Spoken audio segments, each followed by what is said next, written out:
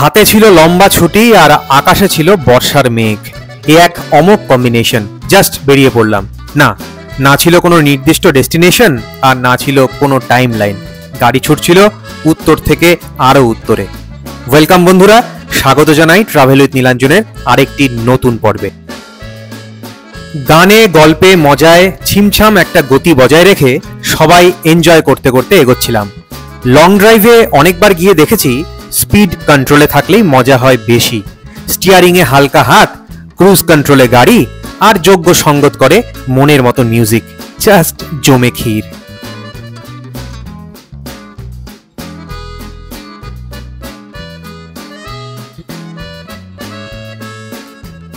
যত এগোচ্ছিলাম জলভরা মেঘ নিয়ে আকাশ আরো বেশি করে বাংময় হয়ে উঠছিল।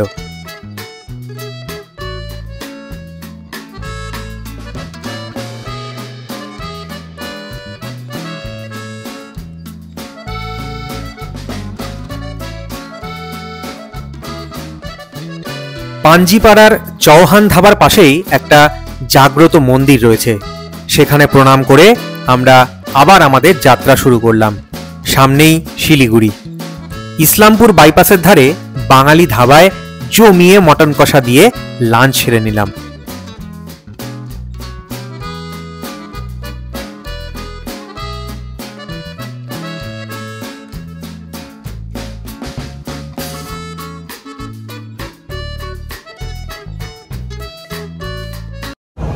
সবাইকে স্বাগত জানাই ট্রাভেল উইথ নীলাঞ্জনে। আশা করি সবাই ভালো আছেন। একটা মেঘলা দিন, আর এই মেঘলা দিনে তো বাড়িতে বসে থাকাটা মানায় না। বেরিয়ে পড়েছি আরেকটা রোড ট্রিপে। এবারের প্রোগ্রাম একেবারে আনপ্ল্যান্ড।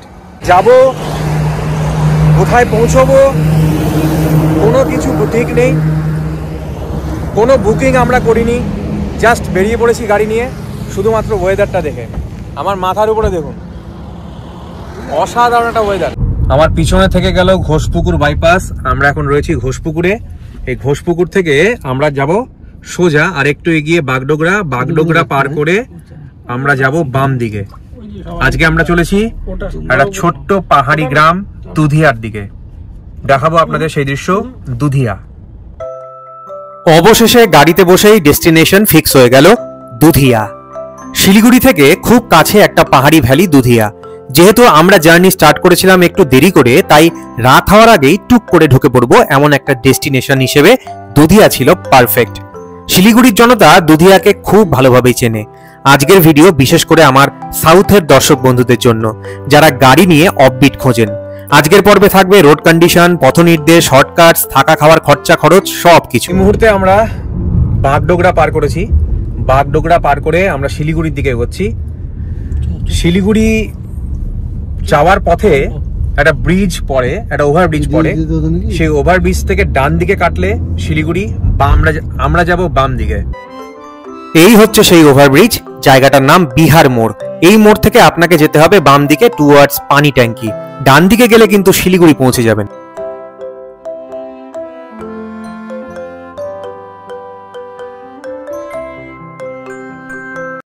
শিলিগুড়ির জ্যামজট ছাড়িয়ে আমরা এগোচ্ছি জঙ্গলের দিকে। দুপাশে সবুজে সবুজ চায়ের বাগান, ব্যাকড্রপে পাহাড়, অসাধারণ দৃশ্য। আর একটু এগোবার পর আমরা ডান দিকে মোড় নেব। সেদিক থেকেই রাস্তা শুরু হবে দুধিয়ার দিকে।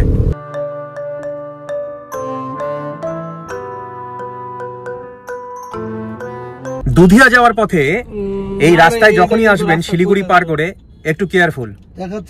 স্পিড লিমিট 40 এক চুল বেশি হলেও আপনাকে দিতে হতে পারে পেনাল্টি। এলিফ্যান্ট ক্রসিং জোন, ফলে সাবধানে যেতে হবে। Be careful. গতিসীমা 40-এর বেশি যেন কখনোই না হয়।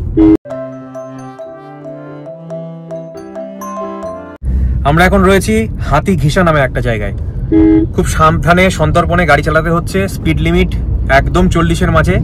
এই হাতিঘিসা থেকে একটু এগিয়েই 1 কিলোমিটারের মধ্যে পড়বে একটা টোল।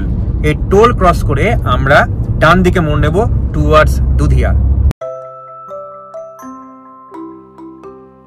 হাতিঘিসা টোল পার করেই ডান দিকে ঢুকে পড়লাম একটা শর্টকাট নিয়ে। ছোট্ট একটা গ্রাম, লোকজন খুব কম, চারিদিকে সবুজে সবুজ, দুর্দান্ত লাগছিল। আপনারাও এনজয় করুন।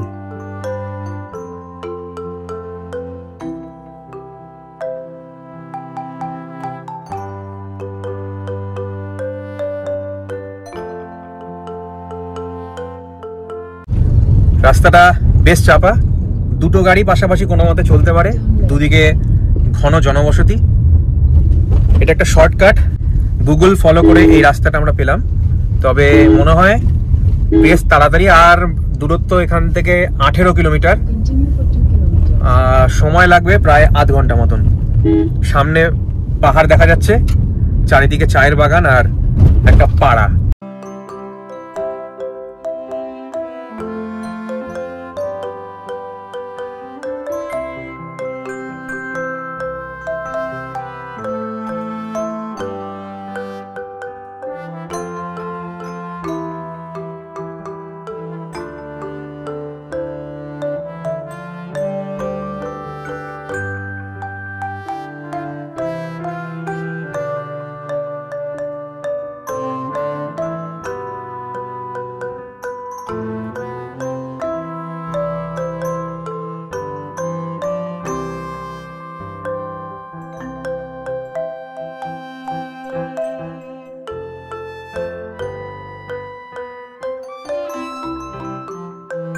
প্রায় কিলোমিটার 5 আসার পর এই মোড় থেকে ঠাকুরের মন্দিরকে বাম হাতে রেখে বাঁয়ের পথটা ধরতে হবে।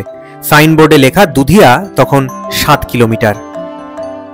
সন্ধে নাগাদ এসে পৌঁছে গেলাম একটা ছোট্ট হোমস্টেতে, নাম ডিবি লিম্বু। বাইরেটা পরে দেখাচ্ছি, আগে ঘরের কন্ডিশনটা দেখে নিন।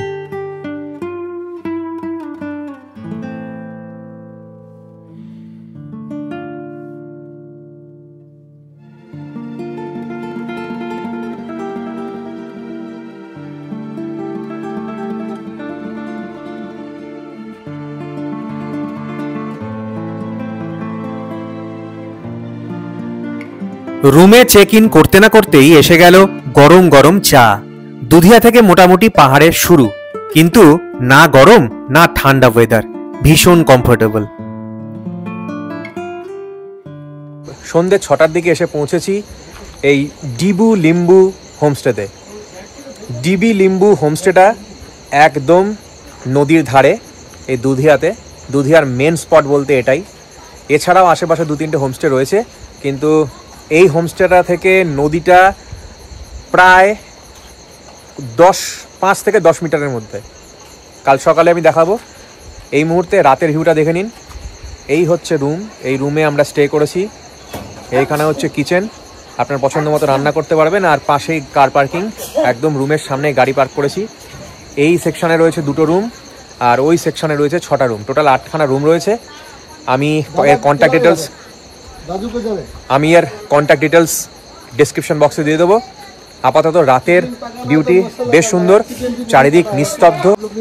কাল সকালবেলা এর চারিদিকটা দারুণভাবে ঘুরিয়ে দেখাবো। দেখতে থাকুন, সঙ্গে থাকুন, ট্রাভেল উইথ নীলাঞ্জন।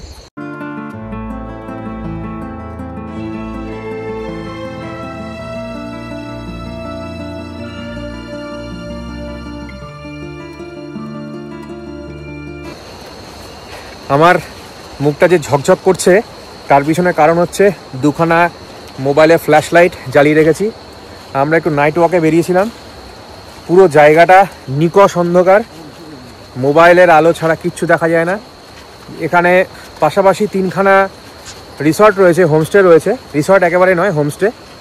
তো 3খানার মধ্যে দূরত্ব প্রায় 200-300 মিটার, আর তাদের মাঝখানে রাস্তাটা এরকম পুরো নিকষ অন্ধকার। দুদিকে পাহাড়ের দেয়াল, একদিকে নদীর ঝমঝম শব্দ। একটা দারুণ নীরবতা, নিস্তব্ধতার পরিবেশ। চারিদিকে জোরালো ঝিঁঝি পোকার ডাক।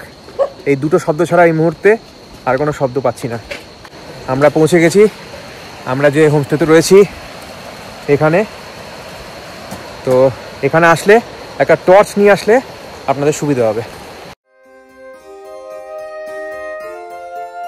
এই হচ্ছে ডিবি লিম্বু হোমস্টেটার ডাইনিং এরিয়া। আসুন ভালো করে ঘুরিয়ে দেখাই।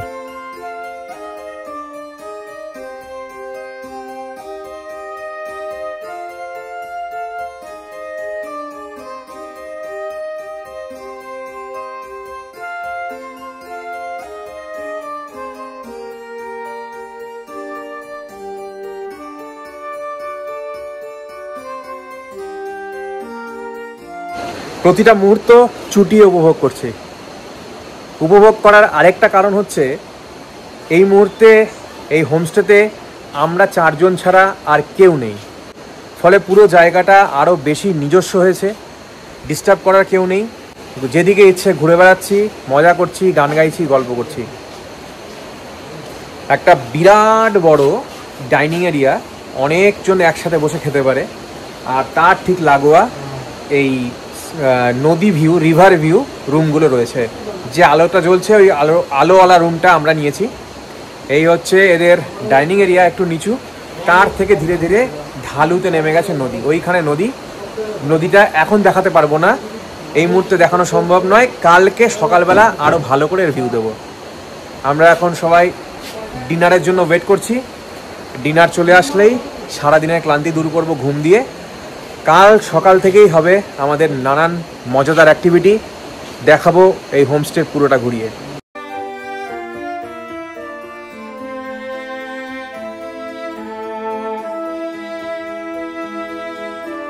চিকেন কষা, ডাল সবজি আর গরম ভাতে ডিনার সেরে ক্লান্ত শরীর এলিয়ে দিলাম বিছানায়। কাল একটা দুর্দান্ত সকাল এক্সপেক্ট করছিলাম।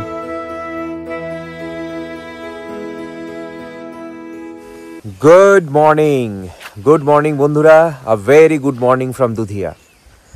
রাতে জম্পেশ ঘুম হলো, সারাদিনের জার্নি ছিল, তার উপর এখানকার চমৎকার পরিবেশ, দারুণ ঘুমিয়েছি। তবে ঘুম কিন্তু ভেঙে গেল বেশ সকাল সকাল। 4:45টার সময় ঘুম থেকে উঠে এখন 5:30 বাজে আমি বেরিয়ে পড়েছি মর্নিং ওয়াকে। সঙ্গে আমার যারা পার্টনার তারা কিন্তু এখনও রুমেই রয়েছে। আমি ফাঁকায় বেরিয়ে পড়েছি চারিদিকটা একটুখানি এনজয় করব বলে। আসলে বাইরে এসে এই সকালবেলার পরিবেশটা, বিশেষ করে পাহাড়ে, একটা আলাদাই রূপ ধারণ করে, তাই সেটাকে এনজয় করব বলেই বেরিয়ে পড়েছি। চারিদিকটা পুরো নিস্তব্ধ, শুধু কিছুমাত্র পাখির ডাক, মৃদুমন্দ হাওয়া বইছে, একটা অসাধারণ চমৎকার পরিবেশ।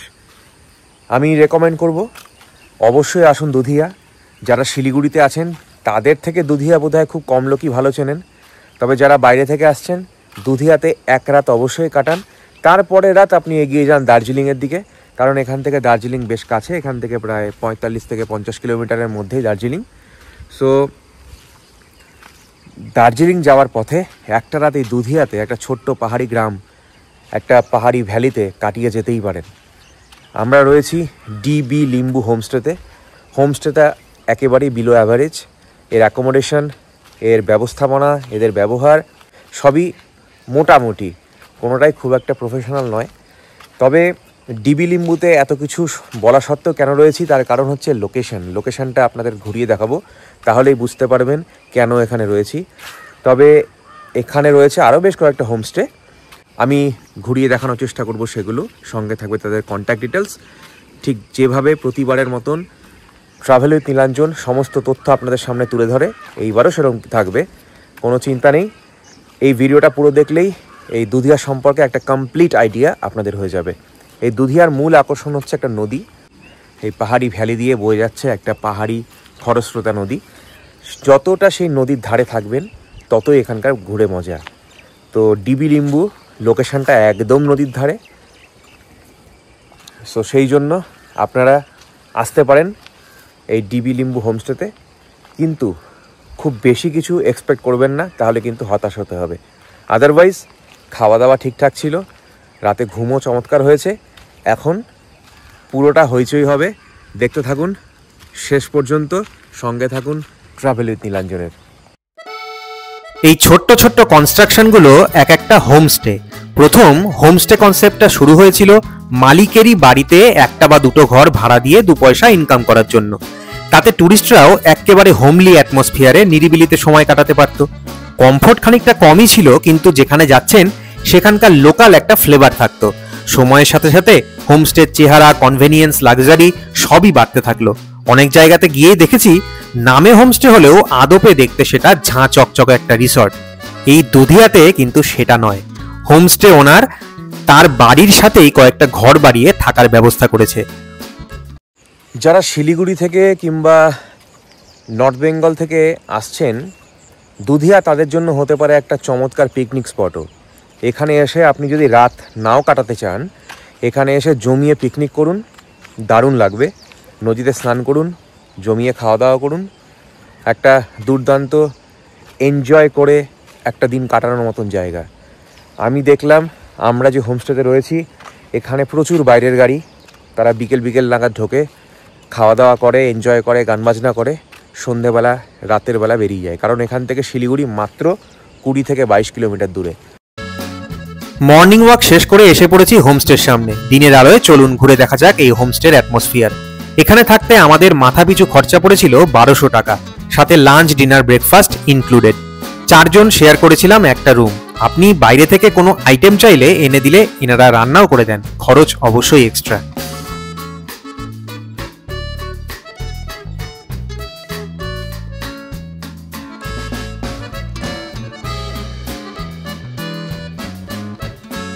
হোমস্টের উঠোনেই ঘুরে বেড়াচ্ছে দেশি মুরগি।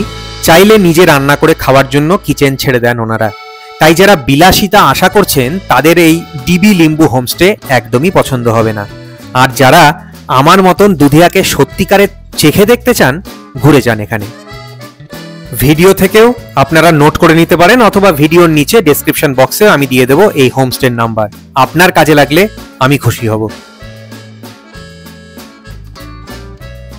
একটা ছোট্ট পার্কিং স্পেস রয়েছে, বেশ কয়েকটা গাড়ি এখানে আরামসে পার্ক করা যায়। এই হচ্ছে আমাদের গাড়ি, আর আমরা রয়েছি ওই রুমটাতে। এই সেকশানে রয়েছে 3টে রুম, আর ওই দিকে রয়েছে মোট 6টা রুম।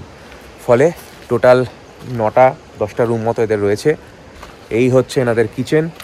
সবচেয়ে মজার ব্যাপার হচ্ছে এনাদের কাছে নিজস্ব পোলট্রি ফার্ম রয়েছে। এখানে আপনি দেশি মুরগি পছন্দ মতন অর্ডার করে নিজে রান্না করে নিতে পারেন, চাইলে এনারাও বানিয়ে দিতে পারে। আর এই হচ্ছে হোমস্টের অ্যাটমসফিয়ার। আর সবচেয়ে যে মজার বিষয়টা, একদম প্রকৃতির কোলে নদীর গায়ে রিভার বেডে এই হোমস্টেটার অবস্থান। ফলে এইখানে থাকার মজাই কিন্তু আলাদা। সমস্ত অসুবিধাকে তুচ্ছ করে কেন এখানে রয়েছি দেখাবো আপনাদেরকে, চলুন।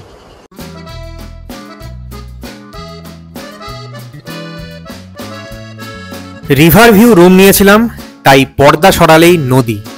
আর এই ডাইনিং এরিয়া থেকে ভিউটি আরো চমৎকার।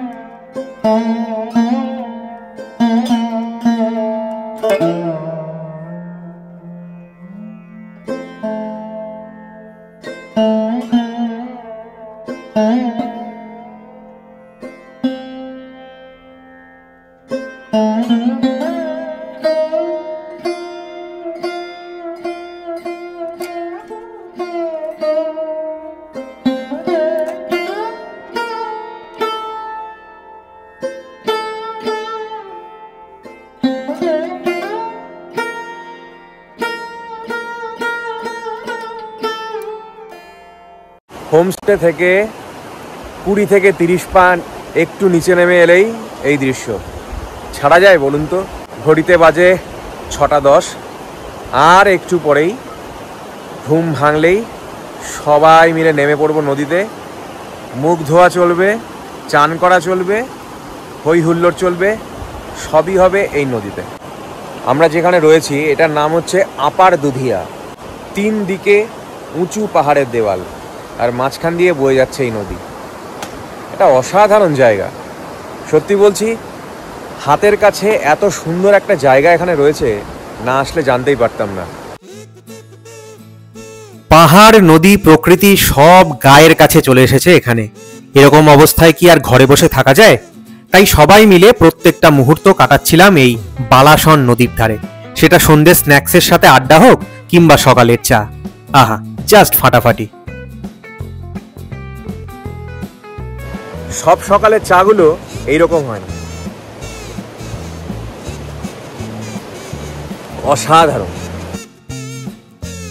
1.5 ঘন্টা, প্রায় ঘন্টা দেড়েক নদীতে চিল করার পর চোখ লাল করে উঠলাম। কয়েকজনকে তো রীতিমতো টেনেই তুলতে হলো।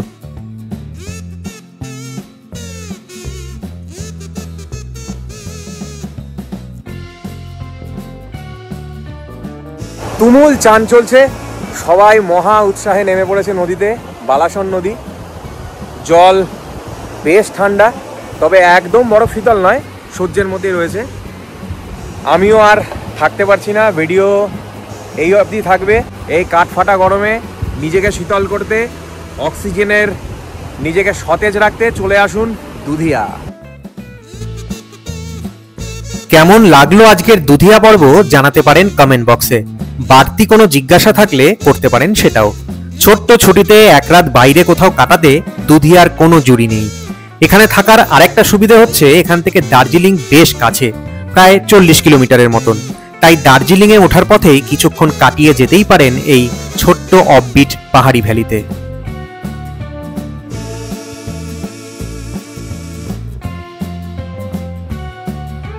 আজ তাহলে এইটুকুই থাক।